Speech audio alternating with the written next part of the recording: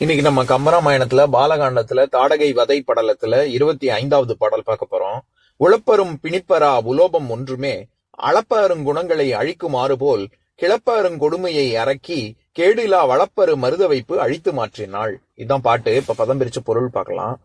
உளம் பரும் பிணிப்பு அரா, உள்ளத்தில் பருத்த பிணிப்பு நீங்காத உலோபம் ஒன்றுமே, உலோப குணம் ஒன்று மட்டுமே அளப்பருங்குணங்களை, அளப்பதற்கரிய பல நற்குணங்களை எல்லாம் அழிக்கும் ஆறு போல், அழிக்கின்ற தன்மையைப் போல கிளப்பரும் கொடுமையை அரக்கி, சொல்ல முடியாத கொடுமைகளை உடைய இந்த அரக்கி கேடு இல்லா வளம் பரும் மருத வைப்பு, கேடே இல்லாத வளம் நிறைந்த இந்த மருத நிலத்தை எல்லாம் அழித்து மாற்றினாள், கொன்று தின்று பாலைவனமாக மாற்றிவிட்டாள். இப்ப நம்ம இந்த பாட்டுல இருக்கக்கூடிய நயங்களை பார்க்கலாம். இந்த பாட்டுலயும் ஏற்கனவே ராமர் கேட்டார்ல, எப்படி நல்லாட்சி செய்யக்கூடிய தசரதனின் நிலத்துல இப்படி பாலை நிலமாக எப்படி இருக்கு அப்படின்னு கேட்டார்ல, அதற்கான பதில தான் இங்க இந்த பாட்டுல சொல்றாரு. இந்த இடத்துல உளம் பரும் பிணிப்பு அரா அப்படிங்கறத உளப்பரும் பிணிப்பரா, அது உளம் கூட்டல் பரும் கூட்டல் பிணிப்பு கூட்டல் அரா. அதை எப்படி உளம்னா உள்ளம், பரும்னா ரொம்ப பருமனா இருக்காங்க, பருத்து இருக்கு, பெருசா இருக்குன்னு சொல்றோம்ல, பெருசுன்னு அர்த்தம்.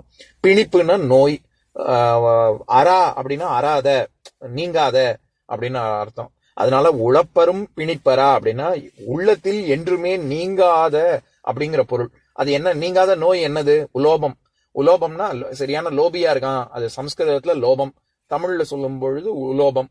அது சரியான லோபியா இருக்கான் அப்படின்னா சரியான கஞ்சனா இருக்கான் அப்படின்னு அர்த்தம். அதனால இந்த இவரு விஸ்வாமித்திரர் என்ன சொல்ல வர்றாரு, உள்ளத்துல எப்படி லோபம், அதாவது ஈகையற்ற தன்மை, அதைத்தான் லோபம்னு சொல்றோம், அந்த மாதிரியான ஒரு குணம், வள்ளல் தன்மையே இல்லைன்னா பிற நல்ல குணங்கள் எல்லாத்தையும் மொத்தமா எப்படி அது அழிக்குமோ அப்படின்னு ஒரு உதாரணம் சொல்றாரு.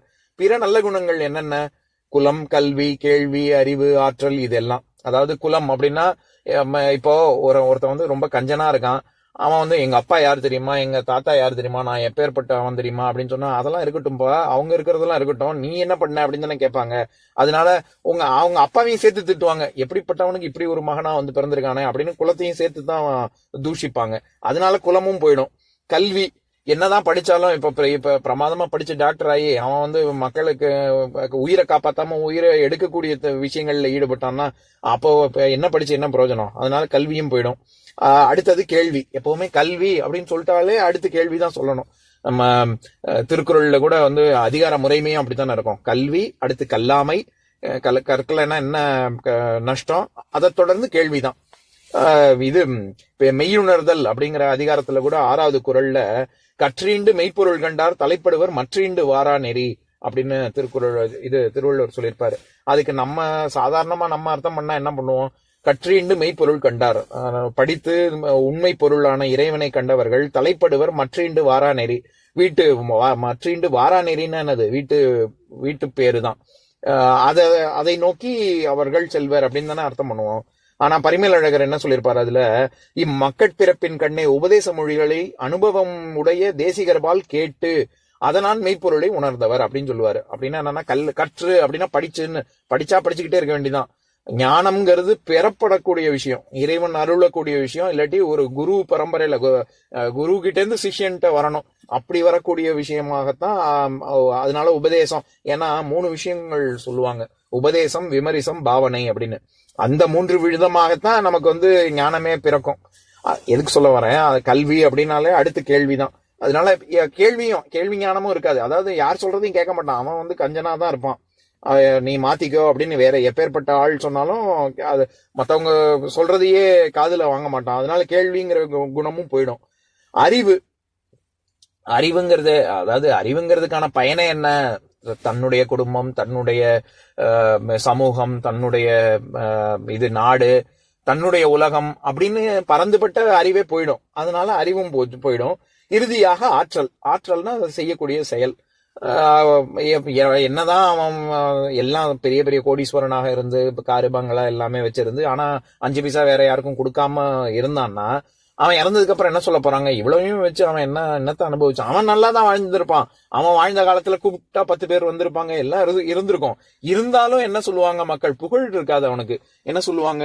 ஆஹா இவ்வளவு கோடி கோடியா விட்டுட்டு போயிருக்கானே, யாருக்காக இதெல்லாம் சம்பாதிச்சான் அப்படின்னு தானே சொல்லுவாங்க. அதனால இந்த மாதிரியாக, அதனால எல்லா குணமும் அழிஞ்சிரும் இந்த இது லோபம் அப்படிங்கிற ஒரு தீய குணத்தினால அப்படின்னு சொல்ல, அதை வந்து ஒரு ஓமையா சொல்றாரு. ஏன்னா இந்த பாட்டுல 4 வரி இருக்குல்ல, இந்த 4 வரியில 2 அடி, முதல் 2 அடி ஓமை அணிதான். எதற்கு ஒப்பாக இந்த மருத நிலம் பாலை நிலமாக மாற்றிவிட்டாள் இந்த தாடகை அப்படின்னு தானே வர்ணிக்கிறாரு. இதுல கிளப்ப அருங்கொடுமையை அரக்கி அப்படின்னு வர்ற இடத்துல சொல்லவே முடியாத அளவுக்கு கொடுமைகள் எல்லாம் செய்திருக்கிறாள் இந்த தாடகை, சொல்லவே முடியல அப்படிங்கிறதுக்கு தான் கிளப்ப அருங் அப்படின்னு சொல்றாரு.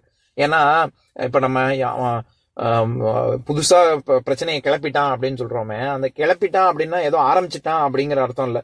சொல்லு, அதாவது அந்த அர்த்தத்துல இப்ப நம்ம பயன்பாட்டுல இருக்கு. ஆனா அது சொல்லுதல், கிளப்புதல் அப்படின்னாலே, கிளத்தல் அப்படின்னாலே சொல்லுதல்னு தான் அர்த்தம்.